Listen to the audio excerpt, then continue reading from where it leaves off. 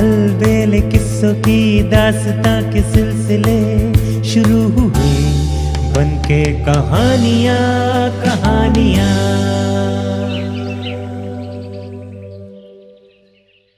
आइए सुनते हैं आज की कहानी विवशता। बात बहुत पुरानी है। एक जंगल के करीब छोटी सी कुटिया हुआ करती थी, जिसमें एक बहन अपने भाई के साथ रहती थी। वे अनाथ थे। उनका इस दुनिया में अपना कहने वाला कोई नहीं था। दोनों में गहरा जुड़ाव था। बहुत गरीबी में भी वे खुश रहते थे। वे रोजाना जंगल को जाते, जंगली फल फूल इकट्ठा करते और खाते। एक बार ऐसा ही जंगल में कुछ खोजते हुए उन्हें आलू मिले, जिसे खुद कर चखा तो उसका स्वाद कुछ मीठा था। उन्होंने भरपेट आलू खाए। ऐसे ही जंगल से फल कंदमूल खाकर उनके जीवन का गुजारा चलता। इस जिंदगी से वे भी बड़े खुश थे। एक बार इसी इलाके में, जहां भाई और बहन रहते थे, बारिश की कमी हुई, जिसके कारण सूखे की समस्या आई। नदी नाले झरनों में पानी के सारे स्रोत सूख गए। पानी के अभाव में चारों ओर की हरियाली सूखने लगी। पेड़ पौधों से जीवन जाता रहा। पशु पक्षी प्राणी सभी इस सूखे के कारण प्यास से तड़पने लगे। खाने पीने का अभाव होने लगा। यहाँ वहाँ घूमकर भी उन्हें खाने और पीने को कुछ उपलब्ध नहीं हुआ। हरियाली जमीन बंजर जैसी दिखाई पड़ने लगी। दोनों भाई बहन के लिए संकट और बढ़ गया। उन्हें खाने को कुछ भी नसीब नहीं हो रहा था। मुंह में डालने को एक कौर तक मिलना कठिन हो गया था। यहाँ वहाँ दर दर की ठोकरें खाते भी उन्हें खाने को कुछ भी नहीं मिला, जिसके कारण वे दुर्बल और कमजोर होने लगे। बड़ी बहन अब भी चलने फिरने की स्थिति में थी। उसे अपने भाई की चिंता थी, इसलिए हिम्मत कर आगे बढ़ रही थी। पर भाई अब तक इतना कमजोर हो चुका था कि वो अपनी बहन का पीछा करने की हिम्मत नहीं रखता था।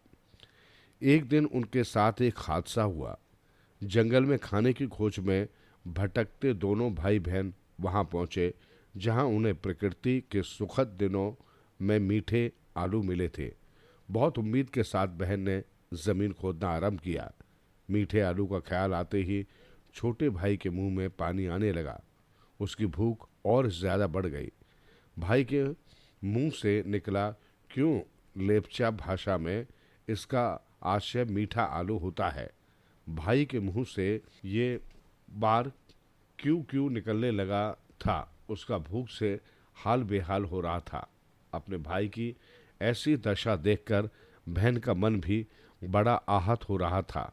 उसने अपने भाई के उत्तर में क्यों क्यों क्यों कहकर उसे आश्वस्त किया।